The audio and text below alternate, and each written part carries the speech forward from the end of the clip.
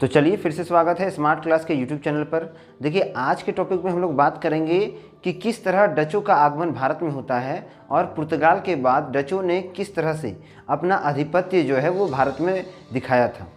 देखिए डच जो थे ये 1595 से 96 के बीच में भारत के क्षेत्र में प्रवेश करते हैं। उससे पहले इनका जो पूरा कार्य प्रणाली था वो इंडोनेशिया में था, क्योंकि वे उसी मार्ग से आ रहे थे।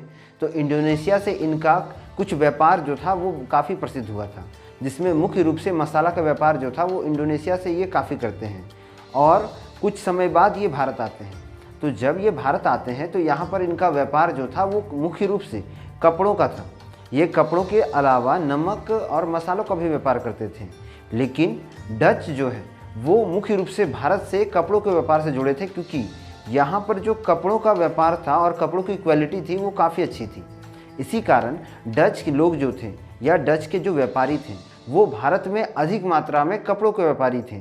और साथ ही साथ कई प्रकार के दवाइयाँ, जिसमें से आप चेचक जैसे जो उस समय बहुत ही बोल सकते हैं ताकतवर रोग था, उसका भी दवाई जो था वो लोग भारत से ही लेते थे। यहाँ पर जितने भी वैद्यशाला थे उनसे वे काफ़ी प्रभावित हुए थे। तो एक तरह से मेडिकल क्षेत्र में भी उन लोगों ने यहाँ से कई सारे बहुमूल्य औषधियाँ जो थी प्राप्त की थी। ये भी इतिहासकारों द्वारा कहा जाता है कि डचों ने चंदन की लकड़ी का जो सबसे भारी मात्रा में व्यापार है भारत से ही शुरू किया था, और इससे पहले उन्हें चंदन की लकड़ी के बारे में कोई जानकारी नहीं थी। लेकिन अब देखिए जिस तरह से डच भारत में आके बढ़ रहे थे, व्यापार कर रहे थे, और उसी प्रकार से अन्य यूरोप कंपनियां भी भारत में आ रही थी, जिसमें से एक जो था वो ब्रिटिश साम्राज्य था। और ब्रिटिश जो था वो चाहता था कि यहाँ से वो जल्द से जल्द अन्य जितने भी व्यापारी हैं उन्हें हटाए और अपना आधिपत्य जो है वो भारत में पूर्ण रूप से कर सके।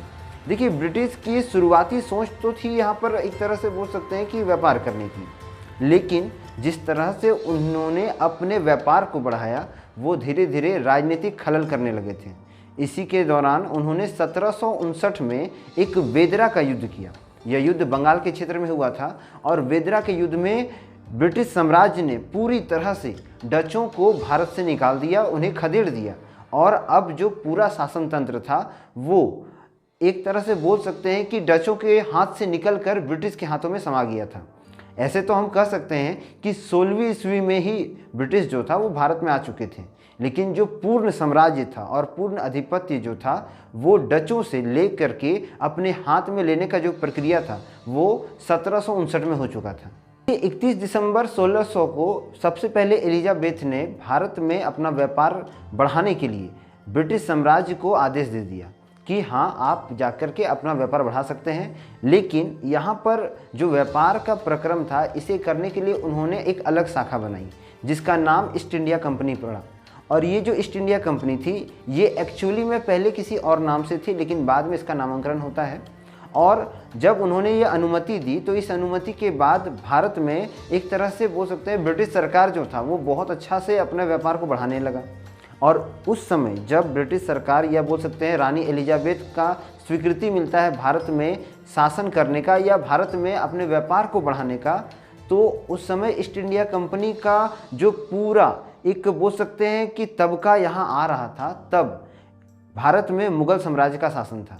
और उस समय मुग़ल साम्राज्य के एक महान राजा अकबर जो थे यहाँ पर पदासीन थे, और उनके शासनकाल में ही हम कह सकते हैं कि ब्रिटिश साम्राज्य जो है पहली बार आता है और यहाँ पर अपनी व्यापार के लिए अनुमति मांगता है।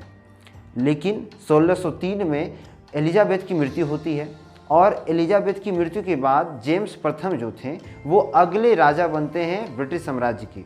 और उन्होंने 1608 में अपने राजदूत या बोल सकते हैं अपने दूत हॉकिंस को भारत में भेजा। उन्होंने एक शाही फरमान दिया जिसमें अकबर का नाम था।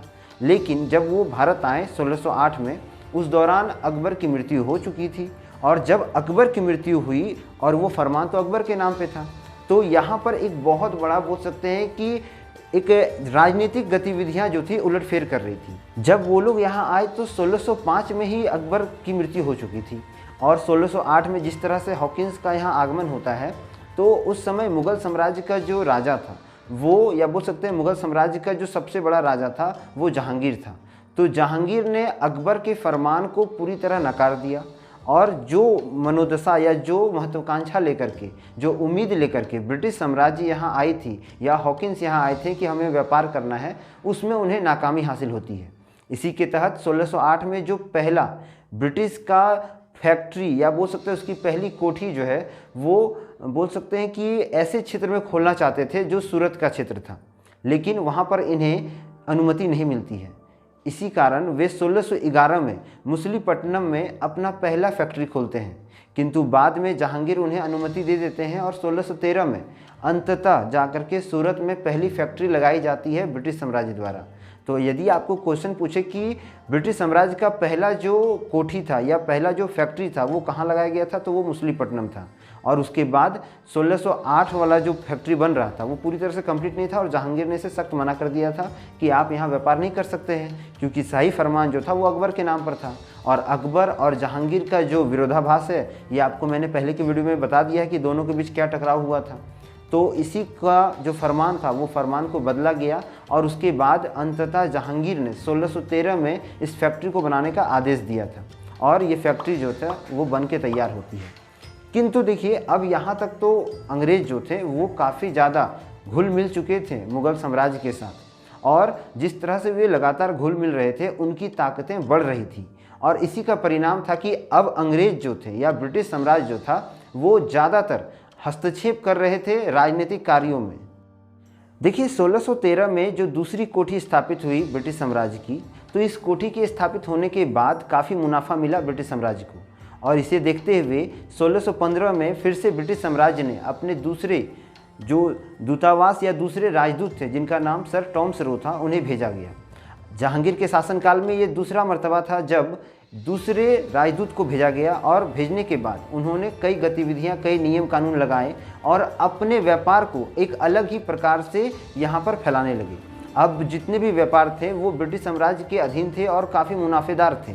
तो इस तरह से उन लोगों ने क्या किया, अर्थात ब्रिटिश साम्राज्य ने क्या किया, अपने शासनकाल को मजबूत करना शुरू किया, अपने व्यापार को और ज़्यादा प्रगट कर लिया और ज़्यादा फैलाया, जिसके तहत अब वो राजनीतिक क्षेत्र में दखल करने लगे। और इसका एक उदाहरण यह था कि 1632 में उन लोगों ने गोलकुंडा के राजा अब्दुल हसन को 500 पैगोड़ा वार्षिक कर के रूप में सुनहरा फरमान जारी करवा लिया, अर्थात एक ऐसा फरमान जारी करवाया जिसमें यह मुक्त रूप से गोलकुंडा के क्षेत्र में अपना आधिपत्य जमा सकते थे, यहाँ व्यापार कर सकते थे और साथ ही साथ बिना किसी के परमिशन के हर प्रकार के व्यापार को बढ़ा सकते थे। तो यह जो पहला सुनहरा फरमान था यह 1632 को लागू हुआ। देखिए 1661 में फिर से ब्रिटिश साम्राज्य जो था अपने आधिपत्य को बढ़ाने के लिए एक नया चाल चलती है। इस नए चाल में उसने क्या किया कि अपने राजकुमार चार्ल्स का विवाह पुर्तगाल की राजकुमारी कैथरीन के साथ करवाया, क्योंकि ब्रिटिश साम्राज्य ये जानता था कि यदि वो पुर्तगाल के साथ युद्ध करता है तो दोनों की हानि होगी और इसमें भारी मात्रा में ब्रिटिश की बहुत बड़ी हानि होगी। इसी हानि से बचने के लिए पुर्तगाल की रानी के साथ अपने साम्राज्य के राजा चार्ल्स का विवाह किया जाता है, जिसके बाद पुर्तगाल जो थे वो उपहार स्वरूप या आप बोल सकते हैं कि दहेज के स्वरूप में बम्बई क्षेत्र को ब्रिटिश साम्राज्य को सौंप देते हैं और इसका पूरा फ़ायदा जो है ब्रिटिश साम्राज्य उठाती है। ये इसी तरह से अपना आधिपत्य बढ़ाती है और बम्बई को 10 पाउंड वार्षिक कर पर ब्रिटिश कंपनी के अधीन कर देती है, जिसके बाद अब पूरी तरह से बम्बई क्षेत्र में ब्रिटिश साम्राज्य को खुली छूट मिल चुकी थी कि वो यहाँ कोई भी व्यापार कर सकते हैं और बिना किसी राजा के अनुमति के। इस चीज़ का जो पूरा लेखा जोखा था ये काफ़ी बढ़ रहा था। अब ब्रिटिश साम्राज्य जो था पूरी तरह से राजनीतिक क्षेत्र में घुस चुकी थी और मनचाहे ढंग से हर जगह पर अपना शासन कर रही थी, राजाओं को हरा करके वहाँ पर अपना आधिपत्य जमा रही थी। इसे देखते हुए 1688 में औरंगजेब अपने विरुद्ध बहुत बड़ा बोल सकते हैं षड्यंत्र को नाकाम करते हैं और उन्होंने सर जॉन चाइल्ड के साथ युद्ध किया और इस युद्ध में सर जॉन चाइल्ड की हार होती है। यह युद्ध जो था हुगली नदी के क्षेत्र में लड़ा गया, जहां पर इस युद्ध में पूरी तरह से जॉन चाइल्ड का हार होता है और जॉन चाइल्ड के हार के बाद इसका पूरा जो बोल सकते हैं कि लेखा जोखा औरंगजेब अपने हाथों में ले लेता है। औरंगजेब की इस नीति के बाद सर जॉन चाइल्ड कुछ शर्तों और कुछ बोल सकते हैं टैक्स के द्वारा फिर से वहाँ पर व्यापार करना चाहते हैं जहाँ पर औरंगजेब का शासन तंत्र था और उन्हें कुछ भारी शर्तों और भारी जुर्माना के साथ वहाँ पर व्यापार करने का अधिकार मिल जाता है। जिसके बाद सर जॉन चाइल्ड जो थे वो ब्रिटिश साम्राज्य को वापस औरंगजेब के क्षेत्र में स्थापित कर पाते हैं।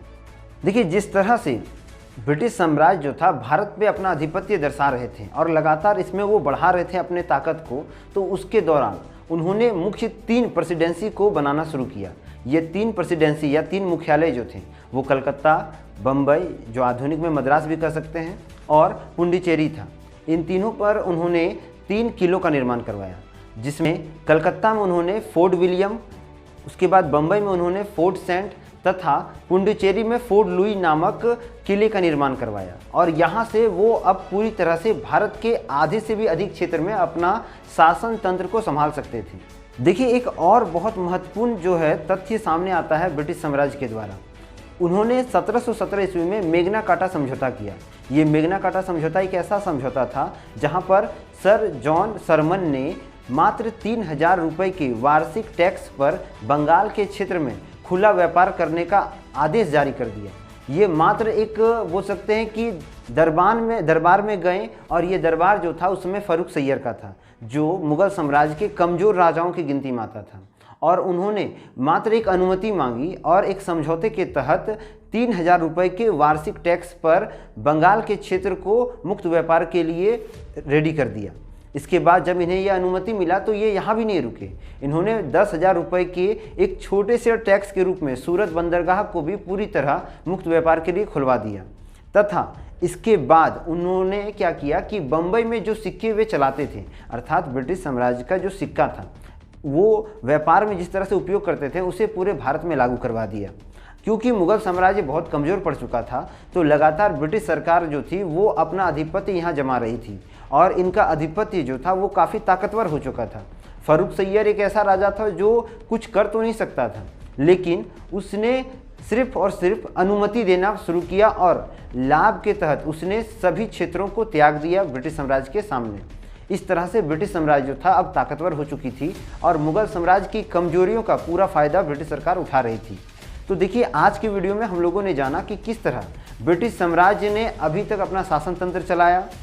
आगे की वीडियो में हम लोग ये जानेंगे कि ब्रिटिश साम्राज्य के साथ किस तरह से फ्रेंच या फ्रांस के राजाओं का या उनके व्यापारियों का संघर्ष होता है, और भारत में वो किस तरह से यहाँ कायम रहते हैं और अपनी गतिविधियों को आगे बढ़ाते हैं। मिलेंगे हम लोग अगले वीडियो में। तब तक के लिए चैनल को लाइक करें, शेयर करें, सब्सक्राइब करें। वंदे मातरम। भारत माता की जय।